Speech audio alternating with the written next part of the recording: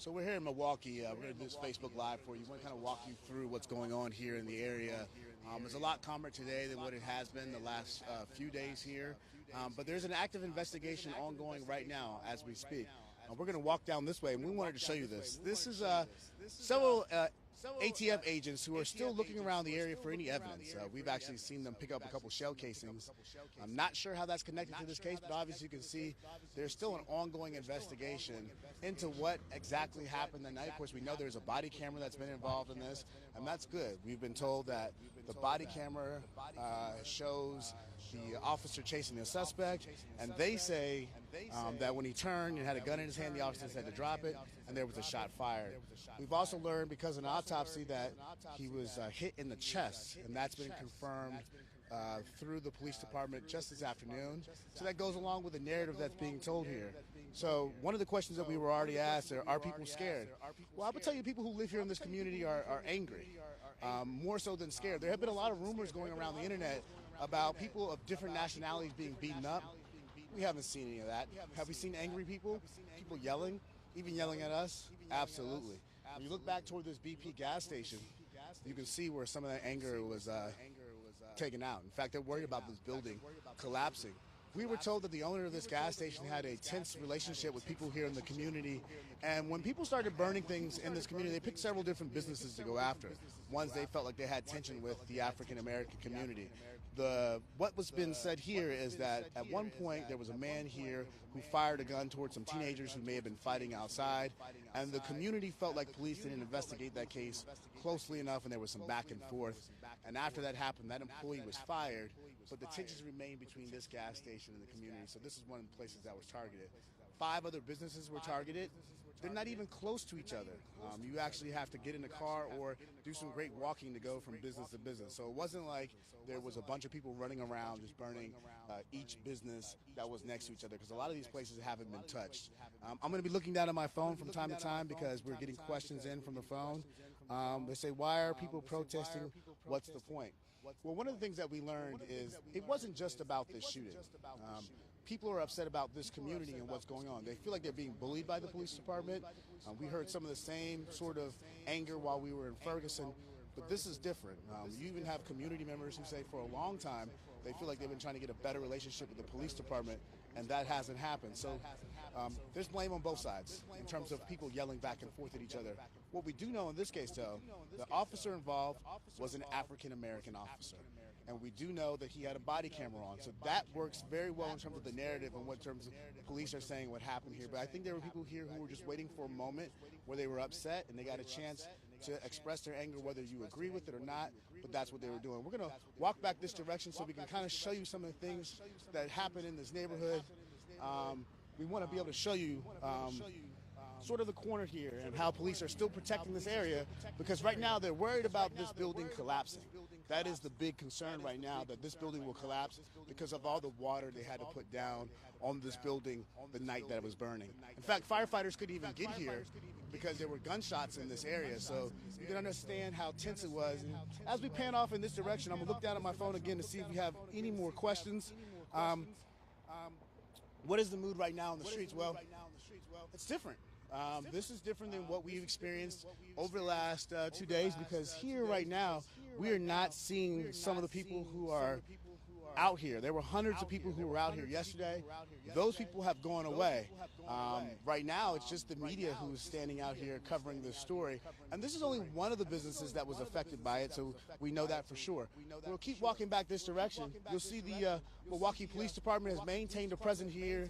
The officers have been very kind. In fact, there's been a lot of interaction between the community members and officers who have been standing here. Talked to one African American officer yesterday off camera who told me, well, what is he supposed to do?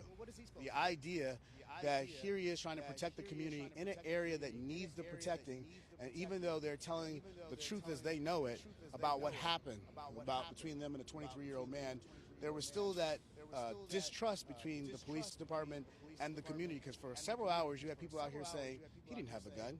And the police department is saying, yeah, he had a gun, so why are you protesting? So that comment went back and forth, and the African-American officers were getting called all kinds of names yesterday, and their point is they're trying to do the best for their community, and they feel like they can't. And that was something that was kind of tough to try to answer that question for them as well. Why do people not burn down the mayor's house? Why regular people's? That I mean, that's an interesting question, I guess, if you're going to think that's something that you want them to do. I don't. I mean, I don't think anytime a business or someone loses a business or a home, it's a good thing. I mean, that's just my thought process there. But when you talk about opinions, this is where everything happened. This is where the shooting took place. We're in that area. So when people had that first anger and when they first gathered, it was around here. I don't know if we're at a point where we should be questioning why they burned something down or not. But I mean, you can go there. What do the police feel about these protesters? Well, I think the one thing that we can go from there is what the mayor said. The mayor and just got on camera and basically said, look, if you care about your kids, get them off the street. We noticed a lot of protesters were really young. And he was asking for them and their parents to come together so there would be no more bloodshed. And that was something that was very important. I think that was the difference between having this idea that community members were going to be able to come out here and connect with these kids when a lot of them weren't a part of any movement. They were angry and they were out showing their displeasure. So the mayor was making the call to the community, hey, get your kids off the street tonight. More like in that sense of that Baltimore mother who's noticed her son on TV and ran outside and grabbed him off the street. I think that's what people wanted to see, parents involved. And people talk about the unemployment rate in this area that is so high and an education rate that's failing. So people want to see action, and they're calling on the mayor and the police department to do more. You could definitely argue that in terms of a police department, what are they supposed to do? They're not a social services. They're here to police. And they've had 3 or 4 other murders in this area the last few days. We're going to walk this way to get away from the street a little bit so you guys can hear me. As we come around to this corner, one of the things to mention is they are really worried about this building collapsing. We've went to the other buildings that were involved in this, and if you think about it, though, people lost their jobs behind this. There were at least 50 or 60 people who were employed by some of these businesses that live in this community that no longer have jobs. It says, another question here, how do you think the community can recover? Well, that's an interesting question. We went to Baltimore, we were in Ferguson, now we're here. And so we've seen the reactions of what happens in the aftermath. There's a lot of conversation.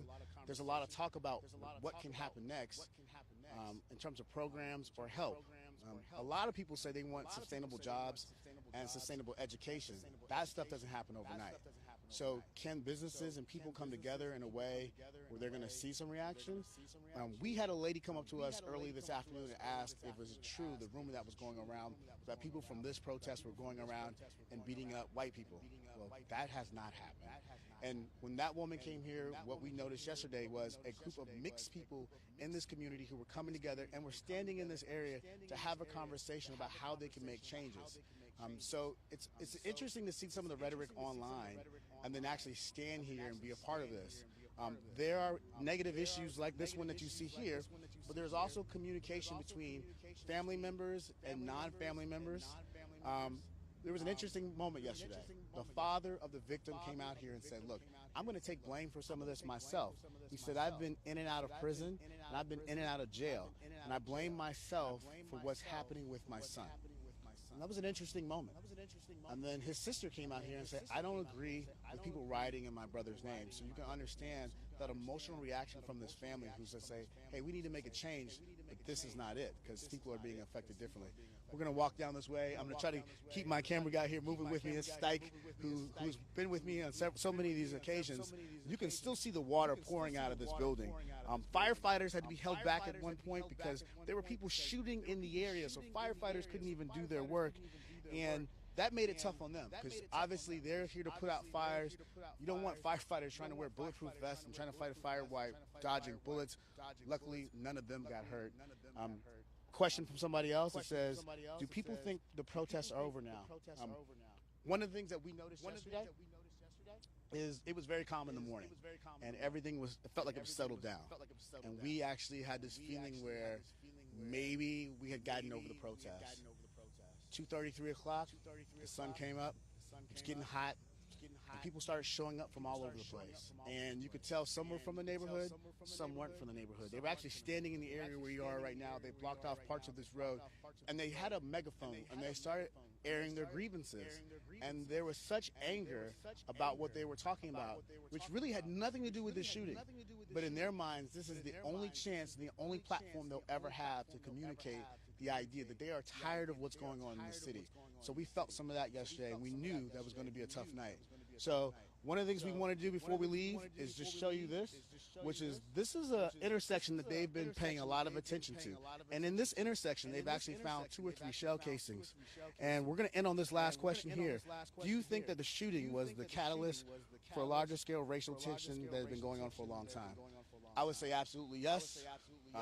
People want to be heard, and they feel like the cameras that are here, that are pointing in this direction, this will be the only chance they'll ever have to get those grievances heard and maybe change some of the things that are going on in the city.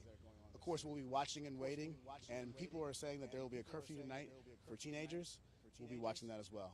Thanks for watching on Facebook Live, and if you have any more questions, of course, we'll be trying to answer that through our coverage.